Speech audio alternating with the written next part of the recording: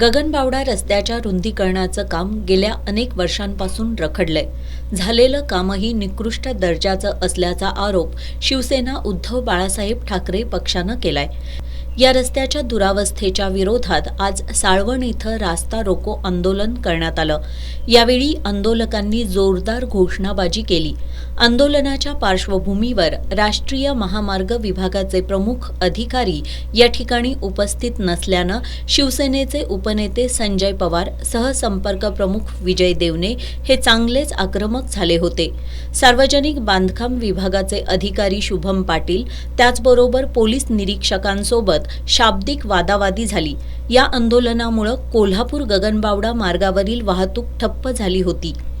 दरम्यान कोल्हापूर कळे रस्त्याचं काम अत्यंत निकृष्ट झाल्यानं या कामाची त्रिसदस्य समितीच्या वतीनं चौकशी करण्यात यावी, ठेकेदाराला काळ्या यादीत टाकावं, कळे ते गगनबावडा रस्त्याचं काम त्वरित सुरू करावं अशा मागण्या यावेळी करण्यात आल्या.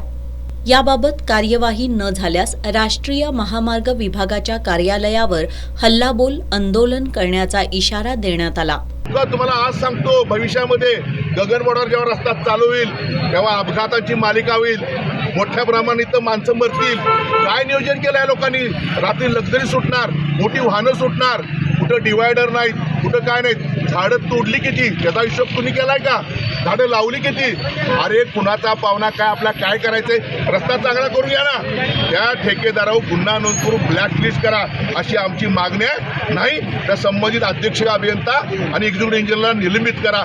ह्या रस्त्यासाठी अनेक जणांचे अपघात झालेत आणि भविष्यात होऊ नये म्हणून आज शिवसेना उद्धव बाळासाहेब ठाकरे या पक्षाने आम्ही आंदोलन रास्ता रोको घेतलेलं आहे. 90 कोटी रुपये आणि कळे ते गगनबावड्याकरता पॅचवर्क करतात 4 कोटी रुपये आणि भूसंपादनाचे पैसे आता आलेले आहेत. तेव्हा हाही रस्ता संपूर्ण गगनबावडा ते कोल्हापूर झाला पाहिजे अशी आपली शिवसेनेची मागणी आहे आणि त्यासाठी आज आम्ही प्राथमिक स्तरावर रस्ता रोको केलेला आहे.